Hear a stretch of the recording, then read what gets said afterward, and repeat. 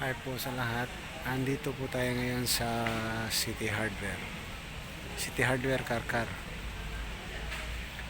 Ah, ito po yung isa sa mga negosyo na binibenta po dito sa City Hardware. Yung mga ilaw po. So, iba't ibang disenyo po sila ng ilaw. Ito, chandelier. So, ito din po. Ganito din po sila ng mga klaseng design. Ito rin po yung ilan na. May mga bulb din po. So, iba't iba rin po rin mga brand. So, meron din po silang Sigma lead. So, Focus.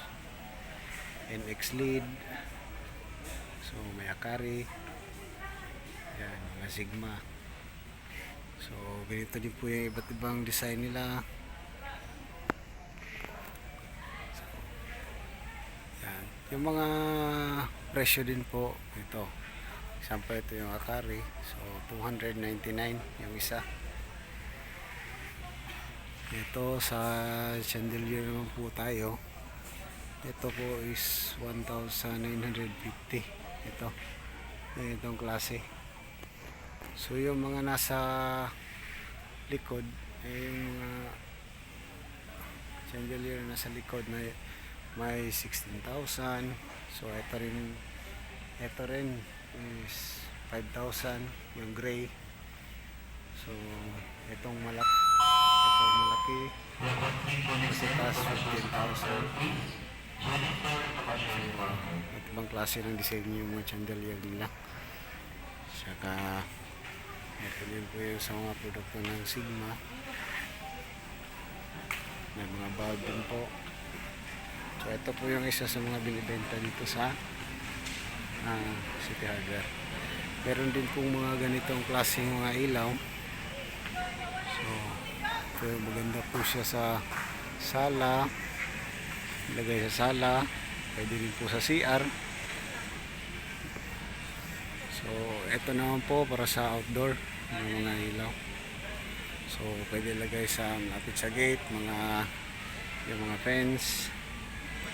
Yan. So may iba't ibang brand din po. Ito sa Newtek.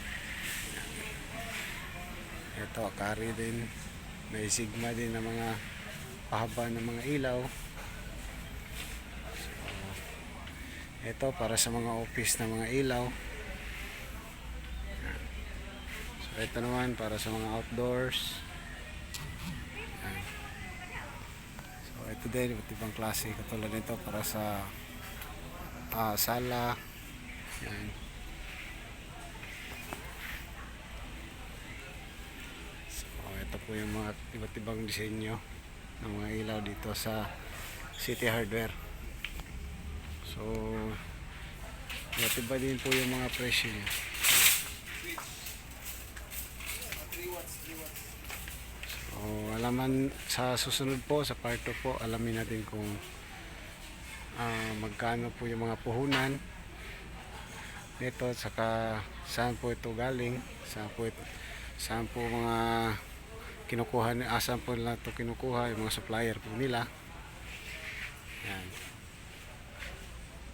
So alamin po natin sa part 2 natin, saka yung mga operational expenses din po. So hanggang dito lang po muna. At salamat sa panonood. At ingat po kayo lagi. Bye!